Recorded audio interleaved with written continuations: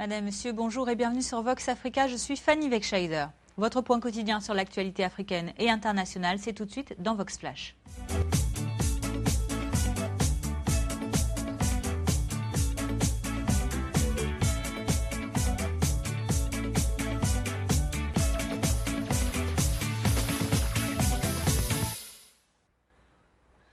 Ouvrons notre flash information de ce mardi 1er décembre 2015 avec les résultats de l'élection présidentielle au Burkina Faso. Un coup KO, l'expérience ou encore la victoire du peuple. Tels sont les slogans qui ont été scandés hier dans les rues de Ouagadougou pour célébrer la victoire de Roch Marc Christian Kaboré. Le candidat du MPP, le mouvement du peuple pour le progrès, a été élu président du pays des hommes intègres dès le premier tour, et ce avec la majorité absolue des voix. Il a recueilli 53,49% des suffrages exprimés, soit 1 668 169 votes. L'autre grand favori dans ce scrutin, Zéphirin Diabré, a lui obtenu 29,65% des voix. Roch Marc Christian Kaboré devient donc le premier chef d'État démocratiquement élu au Burkina Faso depuis 1978. Zéphirin Diabré, son rival de l'UPC, l'Union pour le progrès et le changement, avait déjà reconnu sa défaite, et ce quelques minutes avant l'annonce des résultats provisoires par la commission électorale indépendante. Le président nouvellement élu a déclaré à la foule qui est venue le féliciter qu'il fallait immédiatement se mettre au travail, tous ensemble.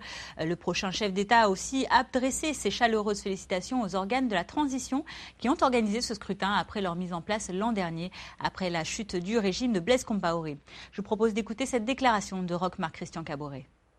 Pour les sacrifices de tous ces martyrs, pour que les sacrifices de tous ces martyrs ne soient pas vains, nous devons conjuguer nos efforts pour placer les plaies et réussir dans la vérité, la justice, la réconciliation nationale et consolider la cohésion sociale entre tous les Burkinabés. Je tiens à réitérer ma détermination à mettre en œuvre mon programme pour ouvrir les opportunités d'un lendemain meilleur. Vous l'avez vu sur ces images, ce sont plusieurs milliers de personnes qui étaient réunies hier devant le siège du parti de M. Kaboré pour venir l'acclamer. Certains de ses sympathisants se sont exprimés. On les écoute. C'est la joie, c'est la première fois au Burkina Faso qu'on assiste à des élections démocratiques. Tout le peuple est sorti, on est très content et on invite toute la population à sortir maintenant travailler pour que le pays se mette en marche. C'est l'une des élections les plus démocratiques en Afrique. Voilà, et nous saluons le courage du peuple burkinabé et qui a montré une belle image de notre pays à travers le monde. Au moins 24 personnes ont été tuées en République démocratique du Congo, dont un casque bleu et 7 civils. Le drame est survenu lors d'une attaque dimanche dans la ville d'Eringeti, dans le nord-est du pays. Plusieurs dizaines d'hommes armés sont entrés dans la localité et ont attaqué une base de la MONUSCO, la mission des Nations Unies au Congo, ainsi qu'une base de l'armée congolaise des FARDC. L'armée congolaise et l'ONU accusent le groupe islamiste ougandais ADF Nalu d'être responsable de cet assaut meurtrier. À noter par ailleurs qu'au moins 5 patients ont été tués hier sur leur lit d'hôpital. Des milliers de personnes ont également fui la ville suite à cette attaque. Autre victime d'attaque, des étudiants au Kenya. Pour être précis, c'est une simulation d'attaque terroriste qui a blessé hier au moins 3 jeunes de l'université privée de Strathmore à Nairobi. L'un d'entre eux est d'ailleurs toujours dans un état critique.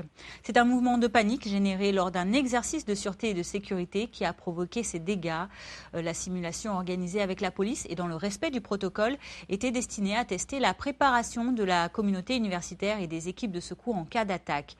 On se souvient de la prise d'otages meurtrière en avril dernier qui a eu lieu et dans laquelle l'assaut d'un commando islamiste des Somaliens Shebab avait fait 148 morts, dont 142 étudiants. C'était à l'université de Garissa. Retour en Afrique centrale où s'est achevée hier la visite du pape François en République centrafricaine. Pour cette dernière journée à Bangui, le souverain pontife a effectué dans la matinée une visite comme prévu dans la grande mosquée de Bangui. L'édifice est situé dans le quartier du kilomètre 5, la dernière enclave des milices à dominante musulmane dans la capitale. Des centaines de personnes, toutes religions confondues, étaient venues pour accueillir le pape hier dans cette enceinte de la mosquée. Malgré la forte présence militaire des forces de l'ONU en charge de la sécurité du pape, l'ambiance était très détendu. Le souverain pontife a pu rencontrer notamment les chefs religieux musulmans du quartier ainsi que s'adresser à la population. Quelques heures plus tard, accompagné ici par la présidente de la transition Catherine Samba-Panza, le pape François a quitté Bangui pour retourner à Rome, clôturant ainsi sa toute première tournée africaine après la visite du Kenya et de l'Ouganda. Et alors que le pape s'en va, une autre personnalité vient, elle, effectuer sa visite en Afrique. Il s'agit de Xi Jinping. C'est ce mardi que le président chinois entamera sa tournée de 5 jours sur le continent africain. Première étape, le Zimbabwe, puis mercredi, Johannesburg en Afrique du Sud, où il rencontrera notamment son homologue Jacob Zuma.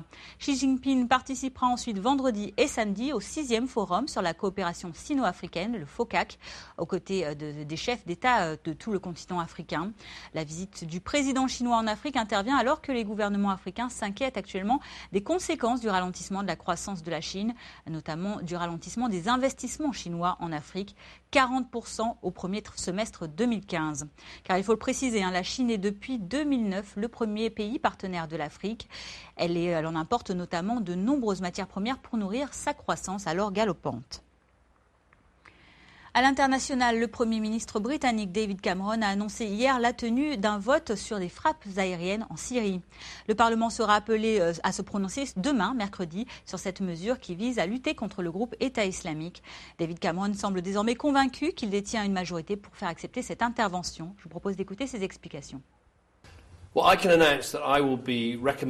J'annonce que demain, je vais recommander au cabinet d'organiser un débat et un vote à la Chambre des communes pour étendre les frappes aériennes que nous avons mis en place contre le groupe État islamique en Irak et pour les étendre à la Syrie afin de répondre à l'appel de nos alliés et travailler ensemble parce que l'État islamique est une menace pour notre pays et donc c'est la réponse que nous devons y apporter. Nous allons nous assurer d'avoir un débat très long et très complet mercredi et nous ferons le nécessaire pour avoir le nombre d'heures équivalent à un débat de 2 jours sur un seul jour. Il n'y a pas de solution militaire à cette question.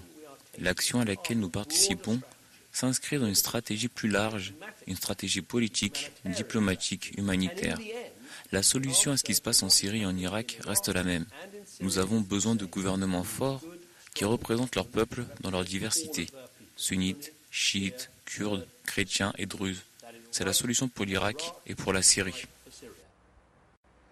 En France, vous le savez, la COP21, le sommet mondial sur le climat, a démarré hier près de Paris.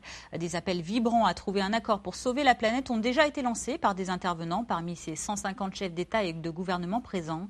Des discours plutôt bien accueillis par les associations de défense de l'environnement qui regrettent tout de même certains discours politiques peu concrets ou trop flous. Écoutez. Les impacts du changement climatique, on les observe dès aujourd'hui, que ce soit des événements climatiques extrêmes, sécheresses, inondations, et on les voit essentiellement dans les pays du Sud qui sont les moins responsables des émissions. Donc on a eu quelques références aujourd'hui dans les discours aux besoins de solidarité, aux besoins de soutien vers les pays les plus pauvres, mais on manque encore de choses très claires et concrètes sur le sujet. Malheureusement, la question des financements est un des sujets qui est les moins matures dans ces négociations. Les besoins financiers actuellement, en termes d'adaptation uniquement pour les pays vulnérables, Oxfam les a chiffrés à 800 milliards de dollars par an à l'horizon 2050, si on reste sur une trajectoire qui est la trajectoire actuelle de 3 degrés. Ce 1er décembre marque la journée mondiale de lutte contre le VIH-Sida, un mal qui touche encore massivement, vous le savez, le continent africain. À l'ouest du Kenya, lutter contre le sida reste une priorité absolue, notamment dans le comté d'Homa Bay qui borde le lac Victoria. Là-bas, le taux des personnes infectées par le sida est le plus haut du pays et l'un des plus hauts dans le monde, 24,1% contre 5,5% à l'échelle nationale. Alors pour convaincre les populations de se faire dépister, là-bas, chaque jour, une équipe de Médecins sans frontières part pour arpenter les endroits les plus isolés. Regardez. Frappée aux portes de la région du Kenya la plus touchée par le sida. Chaque jour, une équipe de Médecins sans frontières sillonne le comté de Homa Bay avec pour objectif dépister, sensibiliser et prévenir la propagation du VIH. Les retours sont très bons, ils sont nombreux à avoir accepté de connaître leur statut. Nous avons même rencontré des personnes qui ne s'étaient jamais fait dépister, qui aujourd'hui peuvent le faire. Ils sont heureux que nous venions chez eux dans leur maison, ils n'ont pas besoin de dépenser de l'argent pour aller jusqu'à Indiawa ou Homa Bay pour pouvoir avoir accès à ce service. Ceux qui ont peur peuvent connaître leur état et s'ils sont positifs, ils peuvent avoir accès aux soins. Après 20 minutes d'explication, Marie accepte d'être testée. Les résultats sont connus quasi instantanément. Marie n'est pas porteuse du virus. Elle demande de faire tester ses enfants.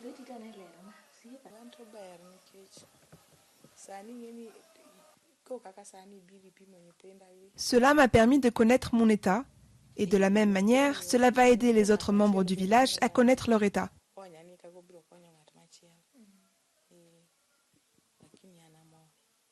Et ceux qui découvriront qu'ils sont positifs pourront ensuite suivre un traitement.